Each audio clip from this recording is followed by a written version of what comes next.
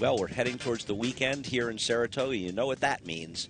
That means another guaranteed late pick four here.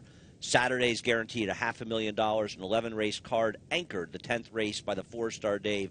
A very competitive field lined up for that race. We start the pick four in the 8th race, and much like the 4-star Dave, they're going a mile on the inner turf, and this is a wide-open race, and one where I think you have to use a lot of horses. I'd be looking at horses like the 1, Los Barachos, the 4, Slim Shady, who certainly ran a winning race last time, the 6, Candier, coming off a layoff for trainer Chad Brown, even the 9, Helm, whose trainer Michael Wilson's 2 for 2 in his career with claims on the turf, and the 10, Mouton, for trainer Kieran McLaughlin, who has an excellent record, first time for a tag, first time in a claiming race.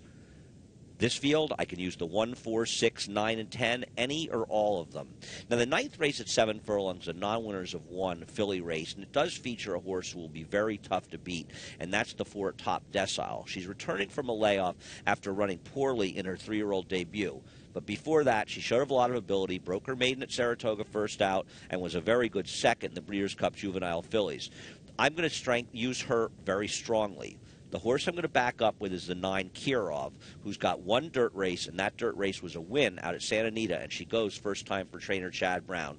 The 1, Touch the Moon, certainly has a chance, as does the 2, El Razi, but for me, it's mostly the 4 and 9, maybe a little 1. I'm going to try to beat the 2, El Razi.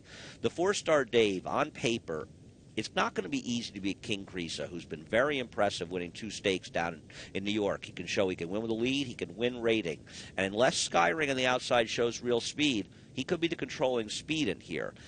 I'm going to try to beat Ironicus in this race. I'm not saying he can't win, but I think this is a tough spot for him. And even Mishawish down in the rail has not run since Dubai, and I'm not his biggest fan, though he could win. I thought the 8 horse near Jack Milton is very dangerous if he runs in here.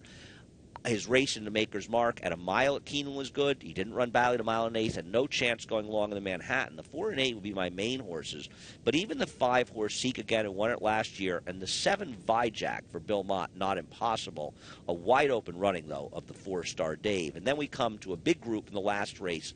To me, there's 5 horses I could use. The 1, Deficit Hawk, who I think is the horse to beat. The 5, Pin and Win, who I'm shaky on. The 6, Oleander. Both of those horses seem to find ways to lose.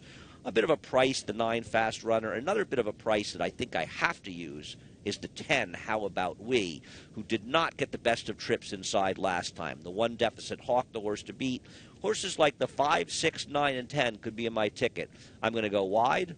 I'm going to go thin in the second leg, a little thin in the third as well, in the 4-star Dave, and wide open in the last. It's an interesting sequence. You hit it. You're getting paid. It's $500,000, and it's guaranteed on Saturday at Saratoga.